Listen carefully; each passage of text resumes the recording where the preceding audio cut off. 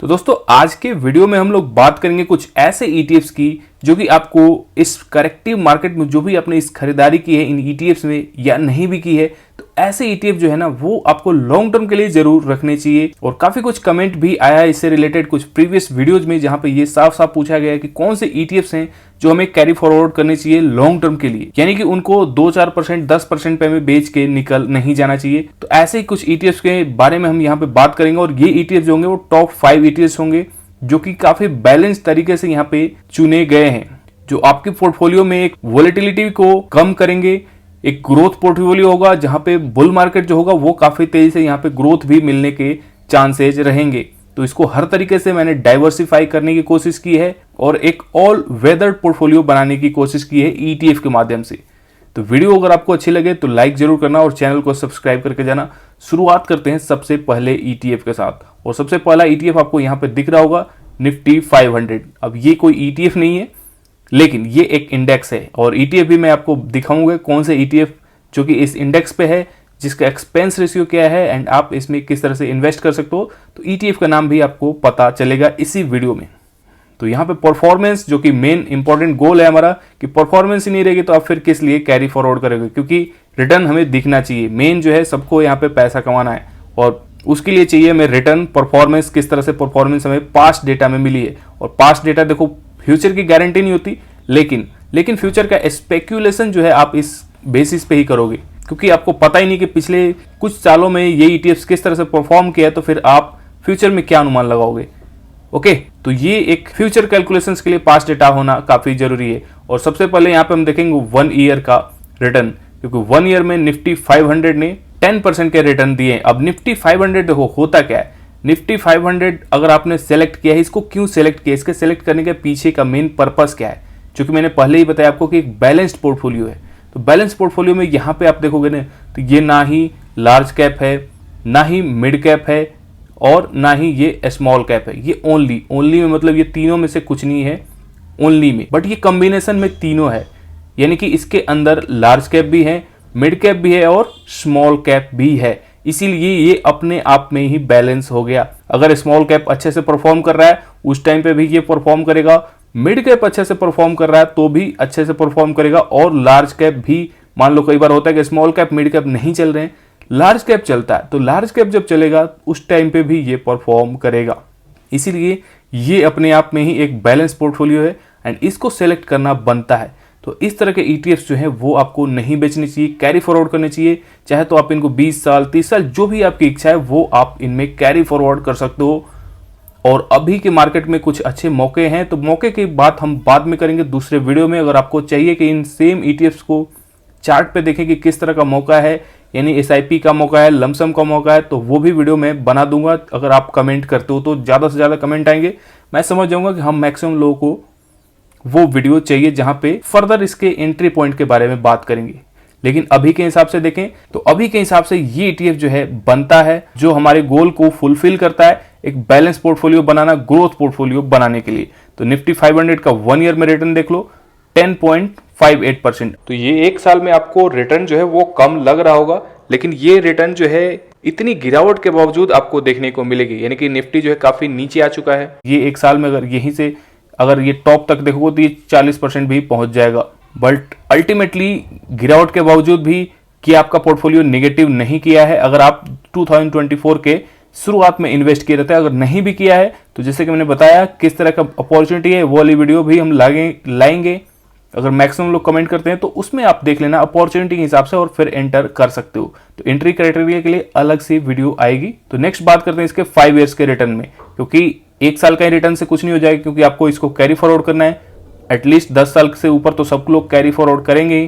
तो 10 साल से ऊपर वाले ETF अगर कैरी फॉरवर्ड करने हैं तो फिर आपको एटलीस्ट 5 ईयर्स का रिटर्न भी चाहिए, जो कि 114% यानी 100% से ऊपर का रिटर्न है।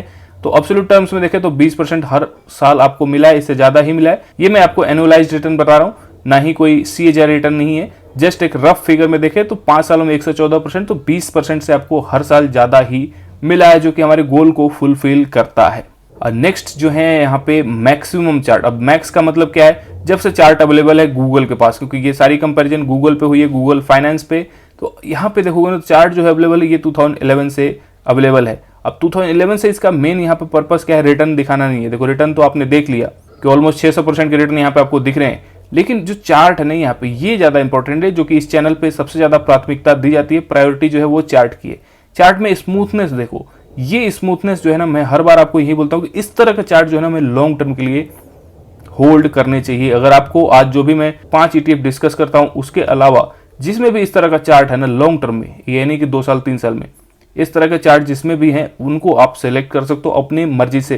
तो लर्निंग का यही फायदा है, काफी कुछ आप खुद से भी अपने आप से भी कर सकते हो। तो पहला ETF हमने देख लिया निफ्टी 500। अब इस पे ETF क्या है देखो, वो तो मैंने इंडेक्स बताया, लेकिन ETF की बारी जो कि मैंने पहले बताया आपको कि ETF भी बताऊंगा। तो निफ्टी 500 पे ETF जो अवेलेबल है मोन निफ्टी 500, ये कोड है, उसका कोड नोट कर लेना। और यहाँ पे कुछ डेटा हम देखेंगे, वो है AUM। देखो AUM थोड़ा सा कम है, हल्का मानता हूं, क्योंकि नया ETF है, बहुत ज्यादा दिन नहीं हुए, 1-1.5 साल ही हुए अभी, और AUM धीरे धीरे बढ़ेगा। कोई भी ETF जब लॉन्च होता है तो अगर बहुत ज्यादा पॉपुलर होता है तो फिर उसमें AUM जल्दी बढ़ जाता है, लेकिन धीरे धीरे करके देखो 100 करोड़ पहुंच गया। बट ये मैक्सिमम लोगों को जैसे जैसे ETF में अवेयरनेस बढ़ेगी, ये AUM जो है वो आपको बढ़ता हुआ दिखेगा। हालांकि अभी थोड़ा सा स्लाइटली कम है, लेकिन 100 करोड़ से ऊपर के AUM पे आप जा सकते हो, उतना कोई ज्यादा रिस्क आपको नहीं देखने को मिलेगा। नेक्स्ट यहाँ पे इंपॉर्टेंट चीज आती है एक्सपेंस रेशियो, जो कि मैनेजेबल है, 0.20 के आसपास है, थोड़ा सा स्लाइटली हायर साइड में है बट चलेगा इतना। नेक्स्ट ETF आता है जो कि है निफ्टी नेक्स्ट 50, इसको निफ्टी जूनियर भी बोलते हैं, और इसमें 1 साल का रिटर्न सबसे पहले हम देखेंगे। अब यहाँ पे इसको सेलेक्ट करने का सबसे पहले पर्पस देख लेते हैं कि सेलेक्ट क्यों किया है, क्योंकि पर्पस जो है क्लियर होना चाहिए कि क्यों, आखिर इसी ETF को क्यों। मार्केट में तो बहुत सारे ETF है, तो यहाँ पे निफ्टी 50 को छोड़ के ये नेक्स्ट 50 जो सेलेक्ट करने का मेन पर्पस था मेरा, वो यहाँ पे था कि ग्रोथ हमें चाहिए और स्टेबिलिटी भी, और ग्रोथ और स्टेबिलिटी के बीच में जो स्वीट पॉइंट है ना, ये एकदम बीच वाला, यानी कि ग्रोथ भी मिलेगा और स्टेबिलिटी भी मिलेगी। बहुत ज़्यादा स्टेबिलिटी के चक्कर में जाओगे तो फिर ग्रोथ कम होगा, जैसे कि निफ्टी 50 में। हालांकि निफ्टी 50 में ग्रोथ ऐसा नहीं कि बहुत ज़्यादा कम है, एक अच्छा खासा बहुत ही स्टेबल ETF माना जाता है, तो इसलिए बहुत ज़्यादा स्टेबिलिटी उसमें आ जाती है, तो फिर थोड़ा सा ग्रोथ है ना वो कॉम्प्रोमाइज हो जाता है। इसलिए हमने ग्रोथ को भी चूज किया है और स्टेबिलिटी को भी चूज किया, क्योंकि यहाँ भी लार्ज कैप ही कंपनी आती हैं जो कि निफ्टी 50 के टक्कर की होती हैं, और उनसे ज़्यादा ग्रोथ भी इनमें अवेलेबल रहता है। तो पर्पस यहाँ पे पूरा हो गया। और 1 ईयर का रिटर्न सबसे पहले देख लेते हैं। 1 ईयर में 18.91%, ऑलमोस्ट 19% का रिटर्न निकाला है, जो कि काफ़ी अच्छा है इतनी गिरावट के बावजूद। अदरवाइज ये रिटर्न जो है ना, ये अगर शुरुआत से आप देखते इधर से, तो ये 70% भी चला गया था। अब इसमें देख लो 5 ईयर्स का रिटर्न 124%, यानी कि इसमें भी हर साल आपको 20% से ऊपर का ही रिटर्न मिला है, जो कि हमारे टारगेट को फुलफिल कर रहा है। एक ETF से आपको क्या चाहिए, एक ETF पोर्टफोलियो जो कि आपको कंसिस्टेंटली 20% से ऊपर का रिटर्न दे रहा है, ये ऑलमोस्ट 25% हो जाएगा एवरी ईयर। तो रिटर्न वाइज आप देख पाओगे, क्योंकि ग्रोथ और स्टेबिलिटी हमने चूज किया, तो किस तरह से वो अभी काम आ रहा है। एंड नेक्स्ट यहाँ पे मैक्सिमम रिटर्न तो ये खैर बहुत ज़्यादा है, 2728। बट चार्ट देखो, जो मैंने आपको बताया कि चार्ट जो है हमारा वो ऊपर की तरफ चलना चाहिए, बीच में थोड़े बहुत ये गड्ढे आएंगे, इन्हीं गड्ढों को अपॉर्चुनिटी मान के अभी आपको यूटिलाइज करना है और लॉन्ग टर्म में बने रहना है। तो यहाँ पे आप देख पाओगे एकदम चार्ट में स्मूथनेस आपको देखने को मिलेगी।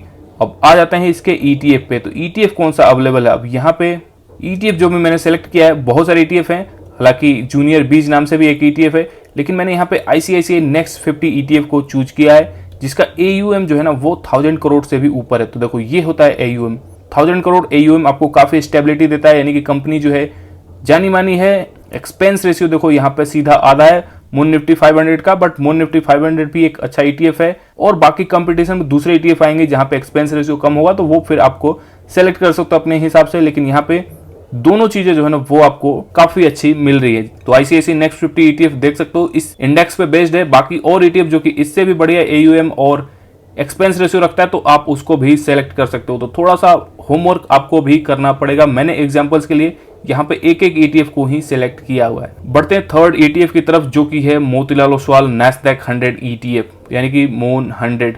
अब देखो इसको सेलेक्ट करने का मेन पर्पस क्या था, क्योंकि पर्पस डिफाइंड होना चाहिए क्यों यही सारे ETF जो हैं हम लोग देख रहे हैं। यहाँ पे आता है फैक्टर डाइवर्सिटी।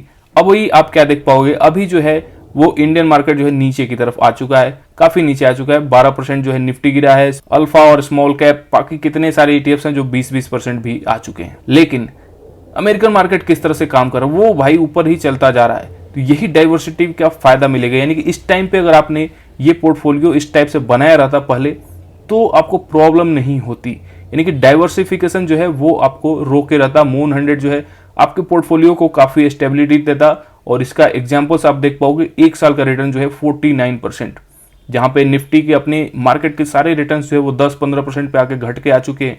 यहाँ पे ये 50% का रिटर्न निकाल के दे रहा। तो पोर्टफोलियो को बैलेंस करने के लिए प्लस हाई ग्रोथ, जो 2 रीजन है इस ईटीएफ को सेलेक्ट करने के, वो यही है कि एक तो आपको अमेरिकन मार्केट का एक्सपोजर मिलेगा, जो कि वहां की टेक कंपनियां किस तरह से आगे बढ़ रही हैं, इनोवेशन हो रहा है, नई नई चीजें आ रही हैं, तो इसका फायदा आपको मून 100 दिलाएगा। और इसलिए ये ईटीएफ जो है लॉन्ग टर्म के लिए मस्ट है। और सारे ईटीएफ जो कि मैंने 5 ही सेलेक्ट किए हैं, सारे ईटीएफ मस्ट हैं ऑलमोस्ट। इनको तो आपको रखना ही चाहिए मिनिमम। अब 5 साल का रिटर्न देख लो यहाँ पे 219%, तो 40% से भी ज्यादा एनुअलाइज्ड रिटर्न यहाँ पे मिल रहा है आपको 5 सालों में।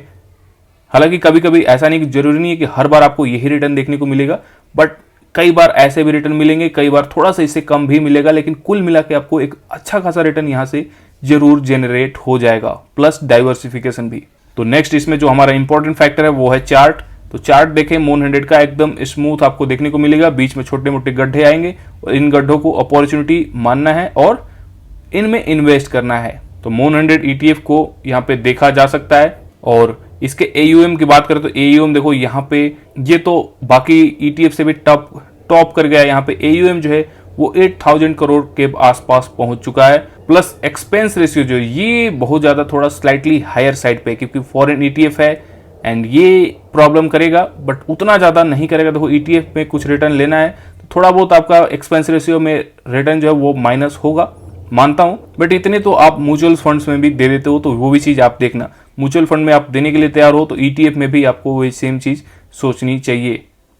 बाकी फ्यूचर में देखते हैं और कुछ ईटीएफ जो कि इस पे भी लॉन्च हो जाएंगे नैस्डैक 100 पे, फिर आपको वहां पे टफ कंपटीशन के चलते एयूएम और एक्सपेंस रेशियो भी अच्छा देखने को मिल सकता है। लेकिन फिलहाल मार्केट में ये अकेला एक ईटीएफ है। अब नेक्स्ट ईटीएफ की बात करते हैं जो कि है निफ्टी स्मॉल कैप 250 ईटीएफ। अब ये ईटीएफ क्यों चूज किया गया है, क्योंकि देखो हमारा पोर्टफोलियो जो है वो ग्रोथ की तरफ थोड़ा ज्यादा हेवी टिल्ट होना चाहिए, और ग्रोथ की तरफ सबसे ज्यादा ग्रोथ वाली कंपनियां कहाँ दिखती हैं, स्मॉल कैप में, क्योंकि जो भी नई कंपनी आती है, नए बिजनेसेस आते हैं, वो स्मॉल कैप से शुरुआत होती है मोस्टली। और यही हमें टैप करना है, क्योंकि मार्केट जो है हर बार एक जैसा नहीं रहेगा। जो कंपनी पहले बन गई, रिलायंस पहले बन गई, अब रिलायंस जैसा जरूरी नहीं है कि उसका बिजनेस हमेशा चलेगा। हाँ, उसका बिजनेस जो है कंसिस्टेंट चलेगा, लेकिन कुछ जो नए सेक्टर इमर्ज होकर आ रहे हैं, नए नए इनोवेशंस आ रहे हैं, वो स्मॉल कैप में आएंगे। जैसे आपने देखा स्विगी, जोमेटो, पॉलिसी बाजार।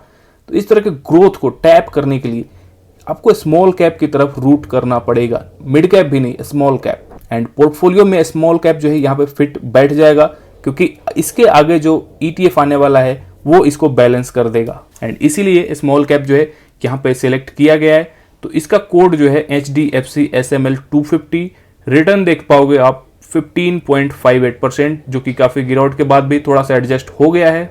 5 ईयर्स रिटर्न, अब 5 ईयर्स यहाँ पे आपको नहीं मिलेगा, क्योंकि ये जो लॉन्च हुआ है वो 24 फेब 2023, तो ऑलमोस्ट 2 साल हुए, और 2 साल में इसने 86% के रिटर्न निकाले, तो जो कि काफी अच्छा है। स्मॉल कैप रखा इसीलिए गया क्योंकि हमारे पोर्टफोलियो को थोड़ा सा रॉकेट चाहिए, पीछे जो है ना ये मोमेंटम चाहिए, एंड मोमेंटम देने के लिए स्मॉल कैप जो है यहाँ पे फिट किया गया है। तो इस ETF का AUM जो है वो है 759 करोड़ एंड एक्सपेंस रेशियो 0.20, जो कि मैनेजेबल है, एंड ये ETF भी देखा जा सकता है। तो इस ETF के अलावा भी और एक स्मॉल कैप ETF है मेरी नॉलेज में, बाकी आपकी नॉलेज में हो तो बता देना, कमेंट कर देना।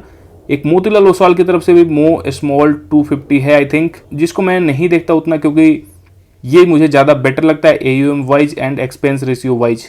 तो स्मॉल कैप पे ये ETF को एक्सप्लोर कर लेना। अब नेक्स्ट आते हैं जो कि मैंने बताया आपको स्मॉल कैप को काउंटर करने के लिए, क्योंकि अगर जो है स्मॉल कैप मान लो हम एक्सपेक्ट कर रहे हैं कि ऊपर जाना चाहिए, वो नहीं हुआ, आगे आने वाले 2-3 सालों में अगर स्मॉल कैप जो है वो नीचे की तरफ आ गया, तो इसको बैलेंस करने के लिए ना फिर गोल्ड बीज हमें चाहिए। एंड इसलिए मैंने बोला कि स्मॉल कैप जो है वो फिट बैठता है इस पोर्टफोलियो में गोल्ड बीज के साथ। तो गोल्ड बीज जो है, अब देखो गोल्ड यहाँ पे किस तरह से कमाल किया है, 26% एक साल में ही। हालांकि हर बार आपको ऐसा रिटर्न नहीं मिलेगा, बट इक्विटी कमजोर हुई है तो गोल्ड आप देख पाओगे ऑल टाइम हाई के आसपास घूम रहा है, और यही फायदा है। इसलिए पोर्टफोलियो जो है इस तरह से डिजाइन किया है कि इसमें फॉरेन ईटीएफ्स, डोमेस्टिक ईटीएफ और स्मॉल कैप टाइप के मोमेंटम बेस्ड ग्रोथ ईटीएफ। अब गोल्ड बीच का 5 साल का रिटर्न देख लो तो 90% है, जो कि आप गोल्ड से कितना एक्सपेक्ट करते हो।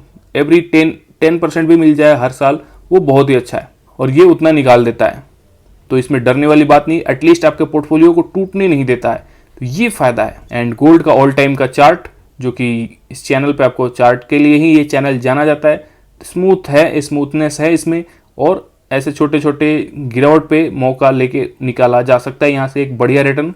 तो अब आ जाओ इसके फाइनल बारी, जो कि है AUM।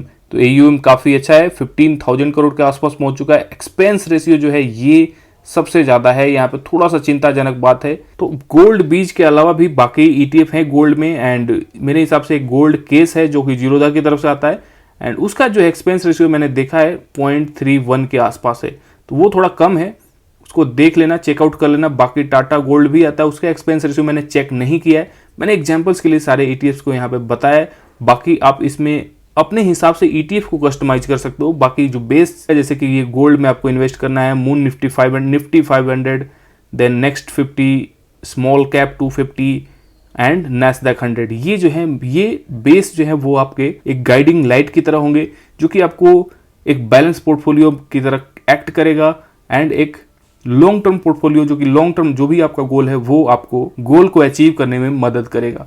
तो वीडियो कैसे लगी चाहे तो आप बता सकते हो, ETF सिलेक्शन कैसा है ये भी आप बता सकते हो कमेंट में, एंड कब इनमें एंट्री करनी चाहिए चाहे तो आप ये भी बता सकते हो। इस पे भी वीडियो हम लोग लेके आ जाएंगे। चलो फिर मिलते हैं नेक्स्ट वीडियो में।